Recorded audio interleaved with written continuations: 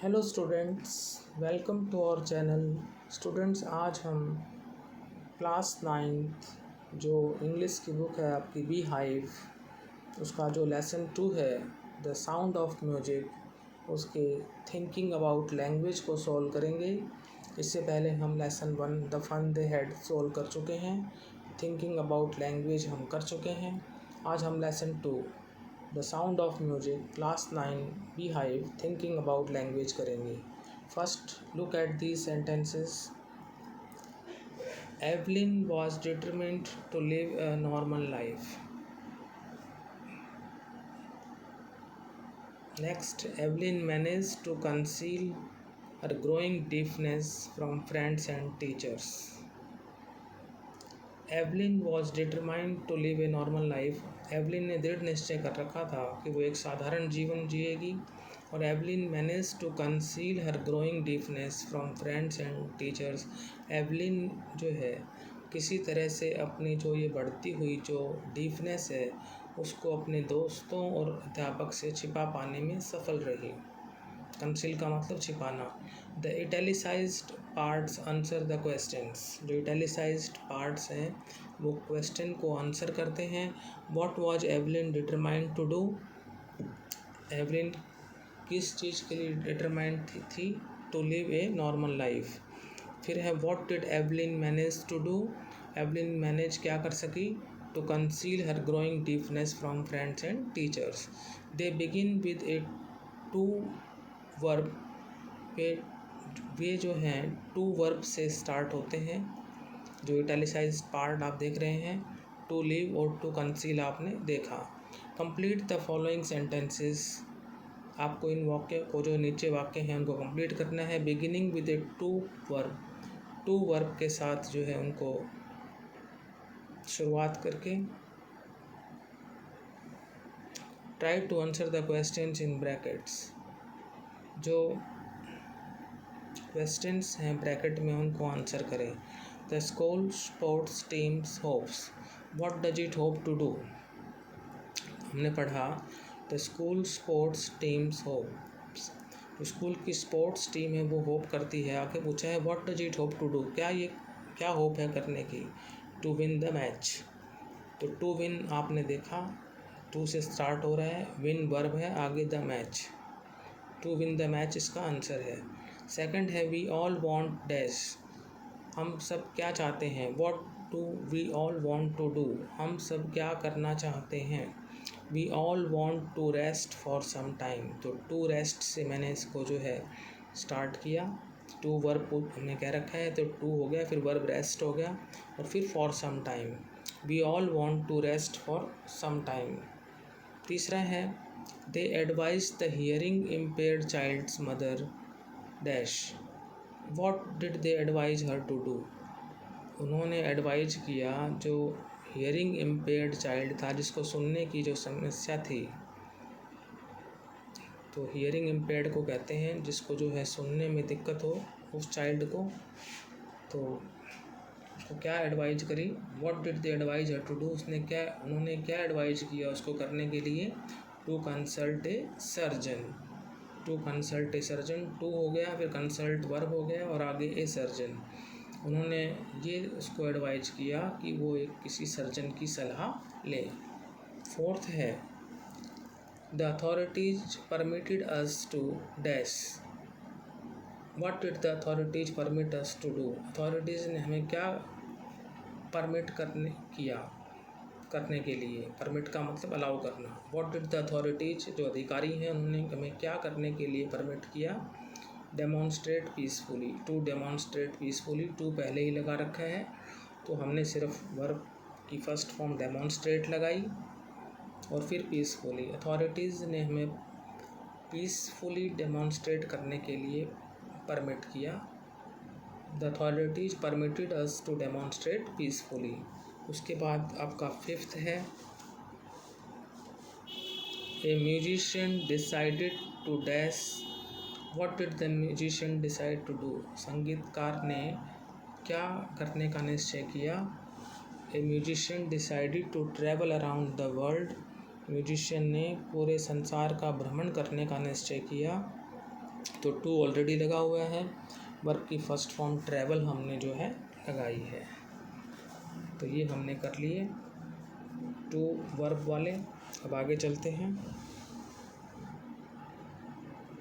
From the text on Bismillah Khan, Bismillah Khan पर जो text है उसमें से find the words and phrases, words और फ्रेजेस को फाइंड आउट करें दैट मैच दीज डेफिनेशंस, जो इन डेफिनेशन से मैच करते हैं, एंड राइट देम डाउन, और उनको नीचे लिखें। The number of the paragraph where you will find the words oblique phrases has been given for you in brackets, paragraph का number जहां आपको ये वर्ड्स और फ्रेजेस मिलेंगे वो आपको ब्रैकेट में दिया हुआ है। फर्स्ट है the home of royal people, जो ये आपका जो दे रखा है the home of royal people, तो इसमें जो आपका मतलब क्या होता है the home of royal people का, जो शाही लोग होते हैं उनके घर को हम महल कहते हैं। क्या कहते हैं? महल। और ये the home of royal people English में कहेंगे पैलेस, और ये पैलेस जो है आपको पैराग्राफ 1 में मिलेगा। सेकंड है the state of being alone, अकेले होने की अवस्था, ये आपको पैराग्राफ 5 में मिलेगा।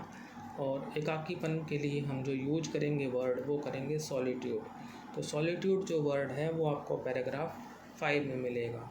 अगला है third one, A part which is absolutely necessary, एक भाग जो पूर्ण रूप से आवश्यक है, ये आपको पैराग्राफ 2 में मिलेगा, जिसका मतलब होता है indispensable component. A part which is absolutely necessary, इसका मीनिंग होता है इंडिस्पेंसेबल कंपोनेंट। इसके बाद है fourth one, to do something not done before, कुछ ऐसी चीज़ करना जो पहले नहीं की गई है, तो इसका जो आपको मिलेगा पैराग्राफ 5 में, तो वो होता है इन्वेंट, आविष्कार, जो पहले ना किया गया हो वो चीज़ करना। फिफ्थ है विदाउट मच एफर्ट, बिना प्रयास, ज़्यादा प्रयास के, पैराग्राफ 13 में मिलेगा एफर्टलेसली, बगैर प्रयास के। एफर्टलेसली का मतलब होता है विदाउट मच एफर्ट। सिक्स्थ है quickly and in large quantities, जल्दी से और बड़ी मात्रा में, तो ये पैराग्राफ 9 में मिलेगा thick and fast. Quickly and in large quantities means thick and fast. Now third one, tick the right answer. First है when something is revived it, bracket में दे रखे हैं रिमेन्स डेड, लिव्स अगेन, तो जब किसी चीज़ को रिवाइव किया जाता है तो फिर से जीवित होती है, तो लिव्स अगेन पे आप टिक करेंगे। सेकंड है when A government ban something it wants it, जब गवर्नमेंट किसी चीज़ को बैन करती है तो वो क्या चाहती है? स्टॉप या स्टार्टेड, तो वो चाहती है स्टॉप करना, रोक देना।